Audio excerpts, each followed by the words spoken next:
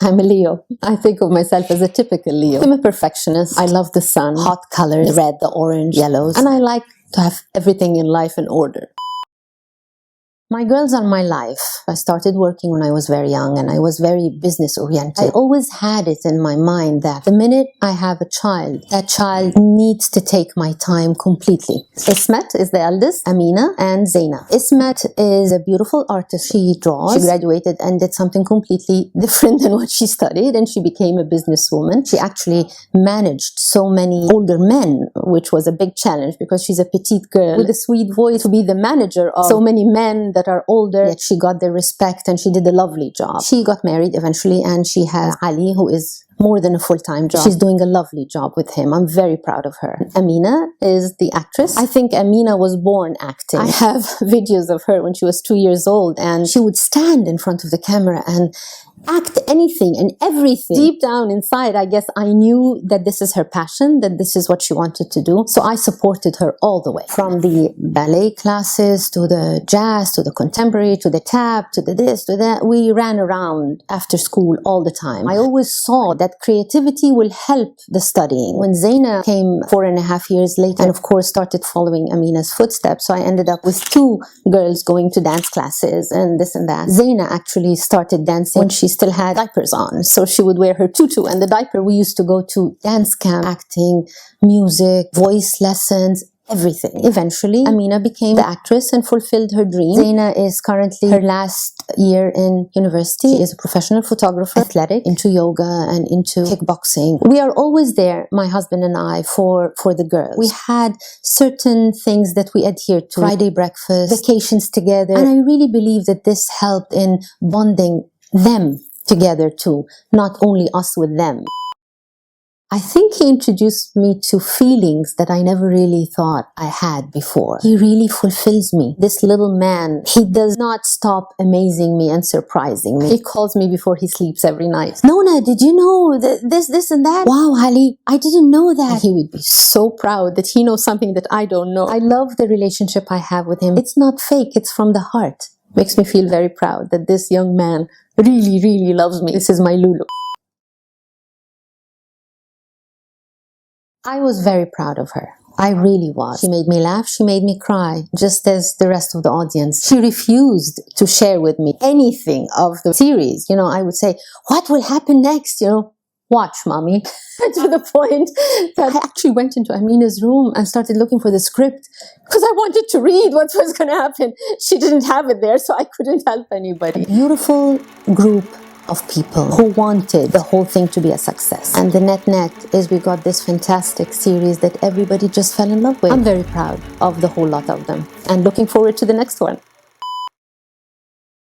There's the bone, which is for my dogs and my cats. And of course, I support cancer. So I have the cancer sign. My sister gave me that. The flip-flop actually has a story with me. When I was young, I wore the flip-flop down in the street and my mom went ballistic. You know, you're going to wear this going out? And I said, Mama, it's okay. It's a flip-flop. I just put this here to remember that because I do wear flip-flops all the time now. This is the artist's palette with the brush because I do paint. I think the closest to my heart would be my grandson, Ali, who is a blessing. He calls me Nona. I adore him. The scooter, I do have a red scooter. And the windmills were always very, very close to my heart. I love windmills. You know, they just take my thoughts somewhere else. So whenever I go anywhere, I like to go and visit them, the different windmills in that town where I'm visiting. There was one that I visited that was really awesome. It was in Duluth in Minnesota. It took my breath away. The actual movement of a windmill just takes me somewhere else. So it's very inspiring for thoughts and so on.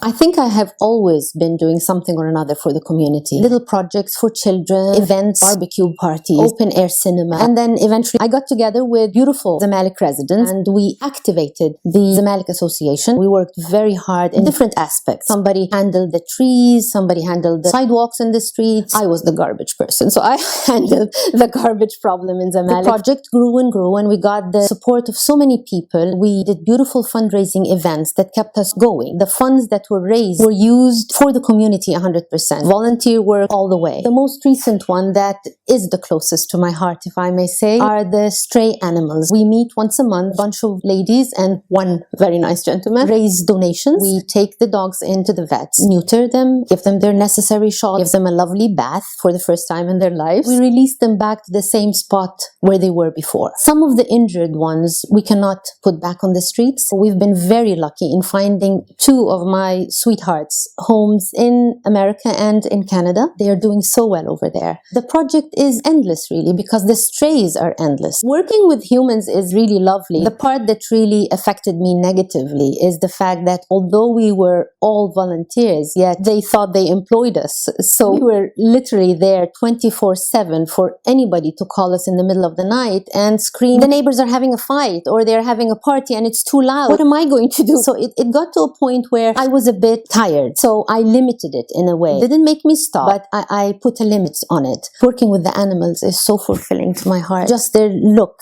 just touching me with their paws, that lovely tail wagging like crazy when they hear my voice is unbelievable. I do love working with animals.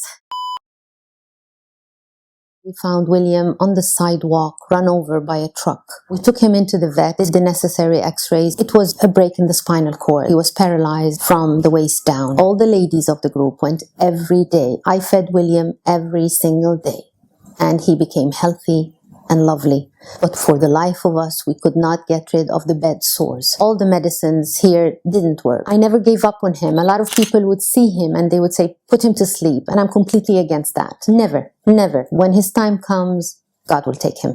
Out of the blue, somebody in America wanted to adopt him. We sent William abroad and it was a very, very traumatic experience for me. He had a look that just tore me apart. Like, Mommy, what are you doing to me? He took him in and I ran to the car and I couldn't even say a proper goodbye or anything. A week, I promise you, 1 week, we got pictures. And William looked like a king. His sores were healing. His fur became so shiny. Something happened to that dog over there. He just flourished. And now he goes hiking. He has friends. My pride and joy. Mia came in. She was paralyzed, but no broken bones this time. People started saying, we have to cut the back legs off. And I said, no. No, you're not going to do that. These dogs stay at the clinic and it's a lot of money that we 10, 12 individuals are raising. I fed Mia every day and one day she stood up and she started walking. And it's like, what? She would walk and then trip and fall and walk and trip and fall. We have to help her further. She took hydrotherapy and physiotherapy with a specialized doctor and she's fully recovered. She's running around and everything. And again, we had a beautiful flight parent who accepted to take her to Toronto. A beautiful dog. Giving is a very fulfilling feeling. You're giving time, you're giving emotions, you're giving love. A young girl comes up to you in the street and just patting her on the shoulder or something, you already gave. I can't survive if I don't give. I am a giver. I want to give, but I need to remember myself along the way. If giving takes away from you, then it's not healthy anymore. I hope and pray that until the day I die, I'm capable of giving.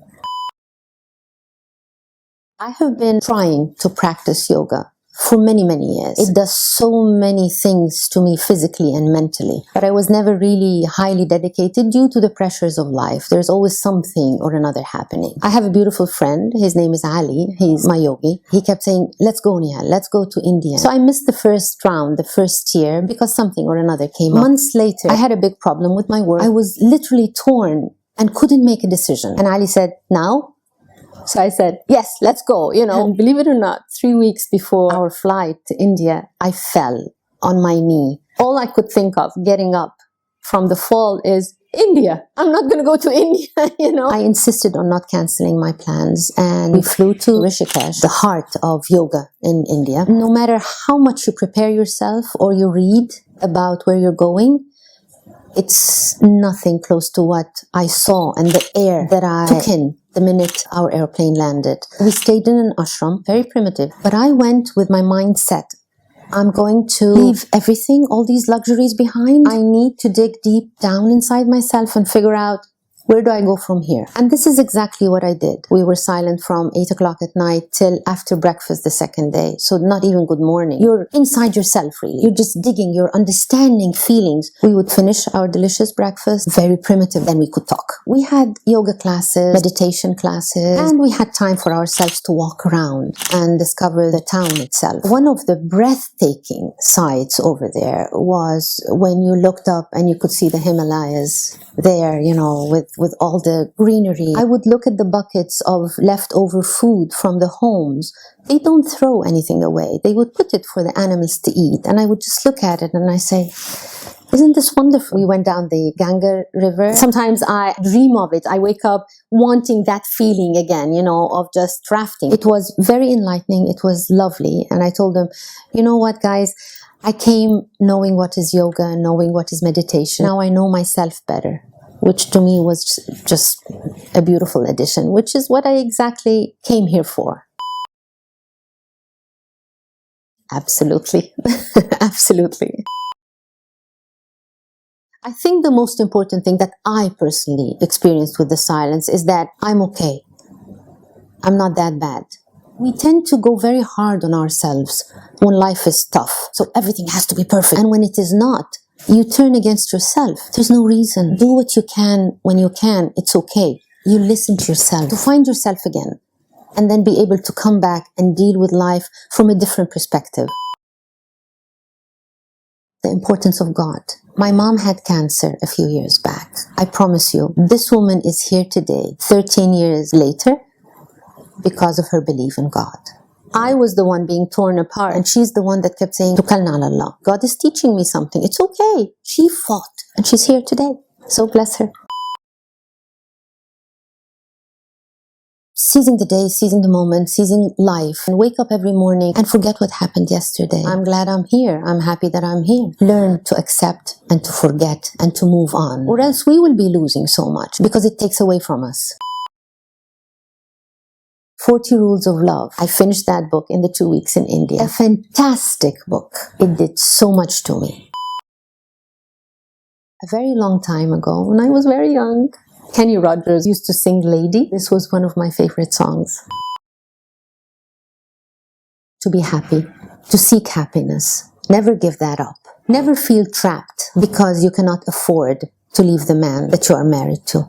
God will be with you. If this marriage is not working, don't suppress your emotions. Don't suppress your femininity for anybody on the face of this earth. The minute you feel like you're losing it, go after it, hold on to it, and do whatever is necessary in life to take care of it, to nourish it. You are a woman. You are strong. Fight for your rights. Fight for your happiness. Don't suppress your feelings. Don't give them away. Because when they go, I don't think they ever come back.